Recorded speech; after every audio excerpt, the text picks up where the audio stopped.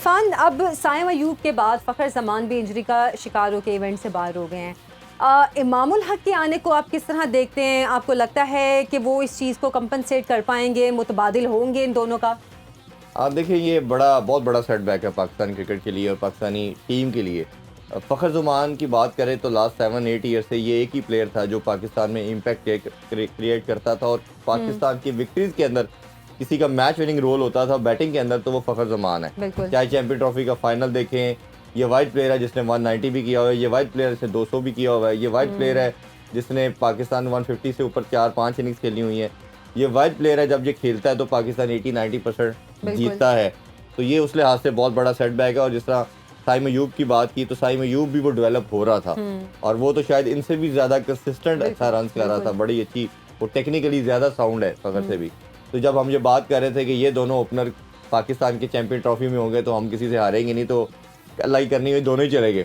अब हम क्या करें? अब इमाम आए हैं, इतने ही नाजुक है, दूसरी बॉल पे वो फील्डिंग करते हुए वो इंजर हो गए, इतना इंजर हो गए कि अब सीरीज से बाहर हो गए हैं। इंजरी तो देखिए इमरान, इसमें किसी को भी हो सकती है खेल के दौरान, बट ये आपकी बात जरूर वैलिड है कि पाकिस्तान ही क्यों और इतने कंसिस्टेंट बेसिस पे हमारे ही क्यों, ये हम जरूर फील्डिंग करते हुए इनकी भी फील्डिंग करते हुए आप मतलब होने को तो ऑब्वियसली ग्राउंड में कुछ हो सकता है, बट हमारे ही क्यों और इतने ज्यादा क्यों, ये एक डिबेटेबल बात है। हारिस रऊफ के पसलियों में खिंचाव आए थे, हारिस रऊफ को बेचारे को काफी एफर्ट कर रहा होता है, तो ये क्या इतने फिजियो रखे हुए हैं, ऑफिशियल्स रखे हुए हैं, इतना ट्रीटमेंट हो रहा होता है, उसके बावजूद इतनी इंजरीज के साथ हम किस तरह से आगे बढ़े? मैं जरा पहले बात को आंसर कर लूँ फिर आपके क्वेश्चन की तरफ आता हूँ। तो ये पाकिस्तान के लिए बड़ा अनफॉर्चुनेट है कि ये एक मैच विनर भी आपका गया और ख़ासतौर पे जो एक biggest game of the year है, बात करें पाकिस्तान इंडिया का टाकरा, और जो इसका फ़खर का इंप्रेशन था, अगर आप उनकी टीम को देखें, भारतीय मीडिया को देखें, तो वो सिर्फ एक ही प्लेयर को डिस्कस कर रहे थे कि पाकिस्तान के पास फ़खर है तो शायद फ़खर चल गया तो पाकिस्तान मैच जीत सकता है, अदरवाइज तो वो ऑप्शन ही नहीं पाकिस्तान की दे रहे कि पाकिस्तान ये मैच जीत सकता है। अब इमाम आ गए हैं, इमाम को पहले भी स्क्वाड का पार्ट होना चाहिए था। ये हमने बहुत डिबेट की कि जब साइम चला गया था, मीडिया पे बहुत ज्यादा डिबेट चल भी रही थी। इसने डोमेस्टिक में हाईएस्ट रन किए, जो काज़िम ट्रॉफी हुई अभी ये 3 दिन पहले भी जो अफगानिस्तान के खिलाफ साउथ अफ्रीका के अगेंस्ट जो मैच हुआ इसमें 98 रन किए, कल भी मैंने जिक्र किया था 94 बॉल्स पे। तो ये फॉर्म भी बड़ी अच्छी है, स्टेबिलिटी वाला प्लेयर है, 50 प्लस की एवरेज है, विकेट थ्रो नहीं करता, आउट करने के लिहाज से सबसे मुश्किल बैट्समैन, अपनी विकेट थ्रो नहीं ये करते। और आपको एक ऐसा बैटर ओपनर के तौर पे चाहिए था कि जो खड़ा भी हो, साथ लेके भी चले। अब उसमें प्रॉब्लम जो मुझे एक नज़र आ रहा है उसमें ये आ रहा है कि आपके जो 4-5 प्लेयर हैं वो सब एक तरह के हैं। मतलब आप कह लें कि 70-80 के स्ट्राइक रेट से खेलते हैं। फ़खर भी इमाम भी ऐसे खेलते हैं, बाबर भी इसी स्ट्राइक रेट से खेलते हैं, रिजवान का भी स्ट्राइक रेट यही है, सलमान अली आगा का भी यही है, और आपका जो है अगर आप लेट्स सपोज तैयब ताहिर के साथ खेलते हैं तो हम देखते हैं वो भी ऑलमोस्ट 80-90 का खेलते हैं।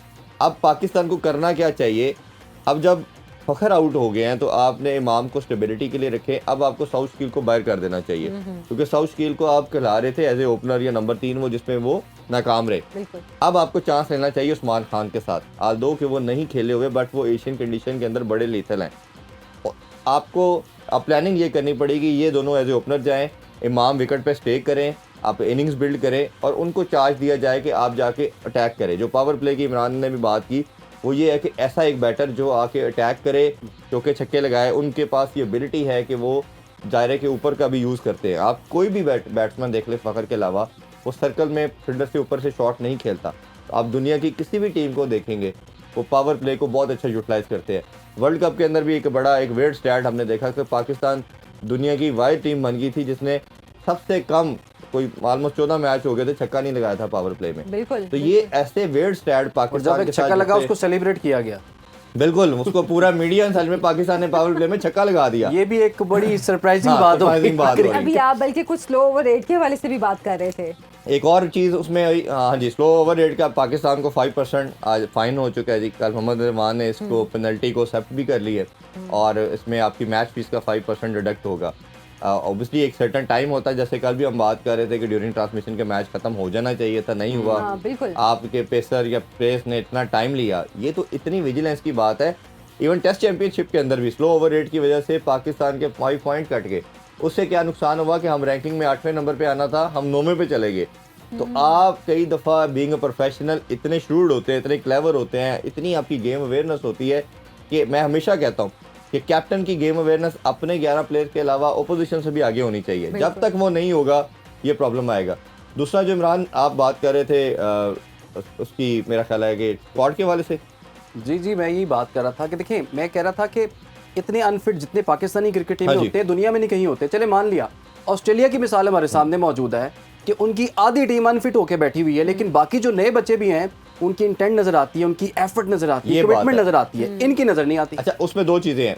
एक तो इमरान बड़ा अनफॉर्चुनेट है कि हमारा पाकिस्तान का कोई भी प्लेयर आयशा आप देखेंगे उसका कैरियर का आगाज़ पीक से हुआ है और ग्रेजुअली वो डिक्लाइन की तरफ आया है। मैं स्टार्ट लें बाबर आजम, रिजवान, फ़हीम अशरफ, शादाब, आप उसमें इमाद वसीम, ठीक है, नसीम शाह, शहीन शाह, हारिस रऊफ, आपकी जो प्लेइंग 11 भी देख लें, हर बंदे का आगाज़ ऐसे था कि ये आया कि दुनिया पे छा जाएगा। हसन अली, अब क्या है, कोई रिवर्स मेथड बोलते हैं, रिवर्स इसकी वजह ये है कि ये सर्टेन टाइम के बाद इनके अंदर से वो हंगर खत्म हो जाता है। वो जो प्राउड फील करता है इंसान, प्राइड फील करता है कि मैं पाकिस्तान को सर्व कर रहा हूँ, शायद इनकी ग्रेटिफिकेशन थोड़े पैसों के साथ वो जो एम लेके आते हैं, गाड़ी, घर, बंगला, वो मिल जाता है तो अपना अर्थ छोड़ देते हैं। आप ये देखें ना कि अगर रॉजर फेडरर कितने मैचेस जीता, दुनिया की मिसाल लें, कोहली की इवन मिसाल ले लें क्रिकेट के अंदर, इसी तरह मेसी की मिसाल ले लें, रोनाल्डो की मिसाल ले लें, क्या उनकी हंगर ख़त्म हुई?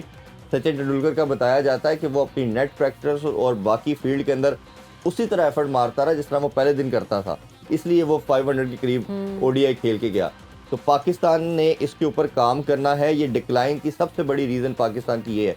दूसरा मतलब जो हमारे जो प्लेयर्स हैं और बाकी मुल्कों के जो प्लेयर्स हैं उनकी जो एक सक्सेस की जो हंगर है वो उसका मकसद ही और है। नहीं, वो इम्प्रूव करता है। दुनिया सारी के प्लेयर, इंडिया की बना मिसाल ले लें, हम हर जगह में कंपैरिजन इंडिया से करते हैं कि प्लेयर पहले नॉर्मल होता है, नॉर्मल से मुराद के एवरेज परफॉर्मेंस देता है, वो ग्रेजुअली एक सुपरस्टार बनता है, इंप्रूव करता है। हमारा Pakistan is the only country जहां इंप्रूवमेंट के पहले टॉप से आता है, दुनिया पे डिक्लाइन आता है। एक प्लेयर भी आपको नहीं मिलेगा इस टीम के अंदर। अब तो ये लम्हा आ चुका है कि हम एक भी आपका टीम में ऐसा लड़का नहीं है जिसे आप कहें कि यार ये तो बेस्ट परफॉर्मर है, ये तो करेगा ही, एक प्लेयर नहीं है। दूसरी जो आप बात करें इसमें इमरान, दो चीज़ें हैं।